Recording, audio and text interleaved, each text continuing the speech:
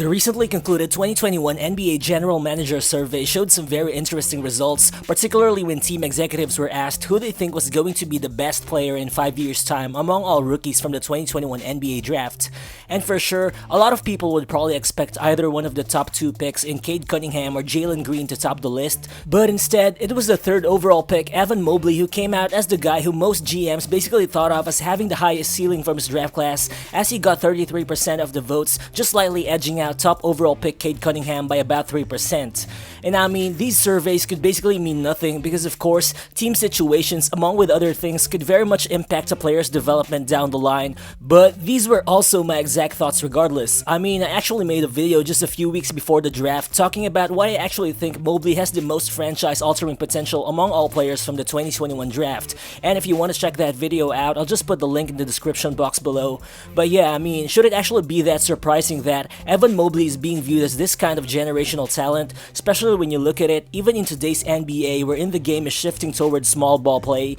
Evan Mobley is someone who should still give the Cavaliers the best of both worlds moving forward, because at 7 feet tall with a 7'4" wingspan, is also skilled enough to handle the ball, to defend from almost every area of the court, and to initiate offense by himself as well, and that rare combination of size and skill just pushes Mobley's ceiling much higher as compared to other players from his draft. So what's good guys, it's Real Balls here, and today we'll further look into Evan Mobley's game and we'll try to evaluate why his tools, his skill set, and his potential could actually be enough for him to shock the league and to prove his doubters wrong in a few years' time, just as most GMs have predicted. But before we move on, if you guys happen to enjoy this video and these types of content, please feel free to hit that like button and that subscribe button, as it definitely helps the channel a lot. It only takes a second of your time, but it will be much appreciated. So let's get to it.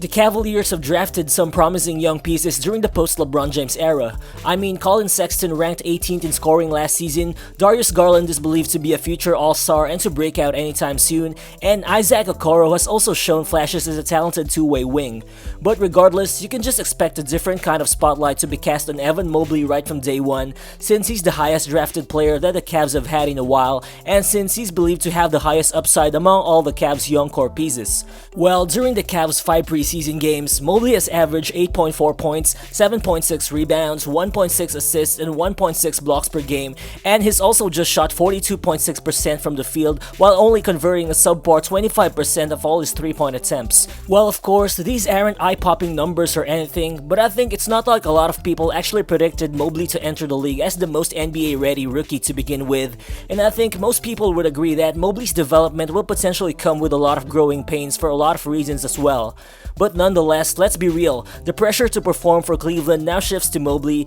as the franchise will be eager to see if he can really be the guy who they can eventually build around moving forward, which I think, to be fair, actually makes sense since the Cavaliers aren't exactly in the infant stages of the rebuilding process anymore, as they're already entering the 4th year since LeBron left. But I think the good thing is, so far in the preseason, Mobley has shown that he really is in a good place in terms of his learning curve as a rookie. Well, yeah, it's still too early to say that he'll become this or that type of player, but based on the eye test, I think we can pretty much say that the guy is already ready to contribute. And naturally, it's on the defensive end where Mobley's impact has really been glaring so far. Being named the PAC-12 Defensive Player of the Year in college, Mobley averaged 2.9 blocks per game, with most of his blocks coming around the rim. But entering the NBA, there are sure some questions about how he can potentially defend bigger guys with full-grown bodies in the paint, considering that Mobley is only listed at 215 pounds with a very slender frame, which would barely hold up against legit NBA big men, whether it be power forwards or centers. But I think this shouldn't be a problem for the Cavs, at least early on, because they already have a big-bodied center like Jarrett Allen, who's also a solid rim protector who averaged 1.4 blocks last season,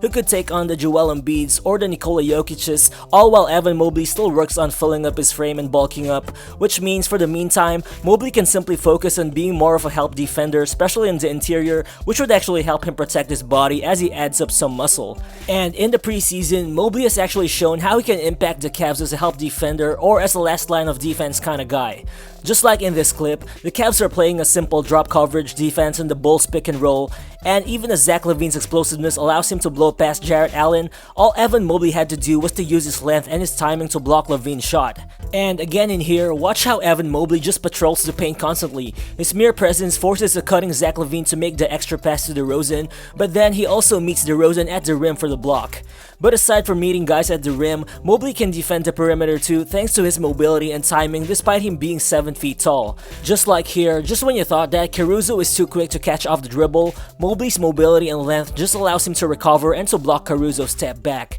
And it's actually in these kinds of plays where you'll see how Mobley can really thrive as a defender for the Cavs early on. I mean, he's just got really great verticality and timing, and that allows him to effortlessly block shots without fouling a lot. As in college, he only averaged 1.8 fouls per game despite being his team's main defensive anchor. Well, for sure, it takes a whole different kind of discipline to be a defensive force in the NBA, but as we can see, even for a rookie with an underdeveloped body, Mobley already has some great tools and the defensive instincts needed to be a good all-around defender for a very long time. And just to give a clearer projection of how good of a defender Mobley can potentially become, you'd have to go way back in 2012 to find an NCAA big man drafted in the top 5 who averaged more steals and blocks combined than Evan Mobley did in college. And that was when Anthony Davis averaged a combined 6.1 steals and blocks for Kentucky. And Joel Embiid, who's one of the best big man defenders today, also put up practically the same defensive numbers as Mobley in college too. So I mean, those numbers could very well indicate that, provided he develops his body, Mobley could really be a defensive force in the NBA moving forward. But on the other hand, the more pressing questions about Mobley's game coming into the league will definitely come on the offensive end. I mean, sure, we can pretty much expect Mobley to be a consistent lob threat and a role man for the Cavs right from the get-go, especially with capable playmakers like Ricky Rubio and Darius Garland initiating plays for the team. But the thing is, unlike other big men, Mobley's game isn't just limited to catching lobs, as he's actually someone who can create his own shot off the dribble. I mean, even during those times when he has the ball from the top of the key, his solid handle and good body coordination allows him to maneuver his way all the way to the paint or right above the rim to get his shot off. Just like in this clip, just as he receives the ball right behind the 3-point line, he aggressively attacks Lonzo Ball's closeout as his size just allows him to cover a lot of ground all the way to the paint where he eventually makes the tough shot. And I mean, these types of off-the-dribble shots are something that you don't usually see from 7-footers, but Mobley just makes it look so natural to the point that he sometimes looks more like a wing on offense rather than a big man. Cause even when he was in college, Mobley was already making these kinds of shots quite efficiently,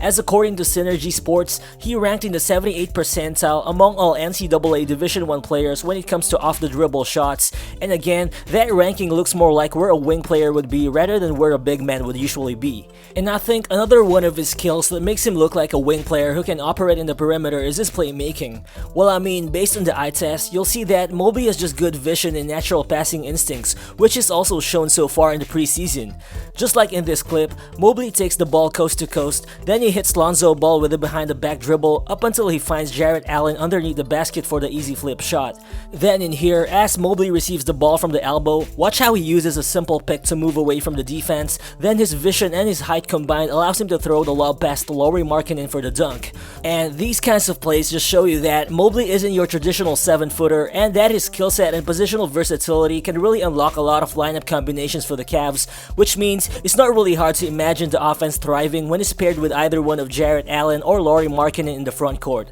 But considering that he'll most likely share most of his minutes in the starting front court with Jarrett Allen, who's a non-shooter, and considering that the Cavs also have another subpar shooter on the wing as a starter with Isaac Okoro, who only shot 29% from 3 last season, I think it's really important for Mobley to become a respectable outside shooter even early on in order for the Cavs offense to actually become more potent, considering that Cleveland ranked dead last in 3-point percentage and 28 in 3-point attempts last season. Well, the thing is, Mobley only shot 30% from 3 in college despite a very small sample size, and he's only made 1 3-point field goal out of 4 attempts in the preseason, but if any, he actually shot a decent 69% from the free throw line in college, and his shooting form looks pretty solid too, and those are actually positive signs that you want to see when evaluating the potential development of his shot. And if any, Anthony Davis, who's being heavily compared to Mobley, actually shot a much worse 15% from deep in college college while also taking significantly lesser attempts, but as we know, AD has managed to pretty much become a stretch big man nowadays.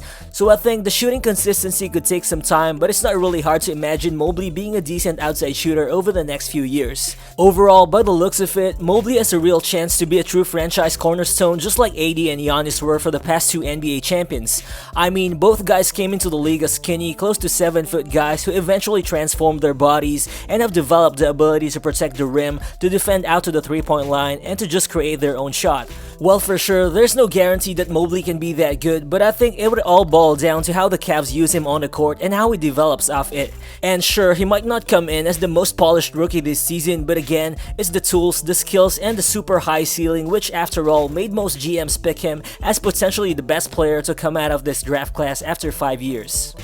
So what do you guys think is Evan Mobley's ceiling? Can he really become a superstar in the NBA? Feel free to share your thoughts in the comment section below. Again, this is Rero Balls and I'll see you in the next one. Peace.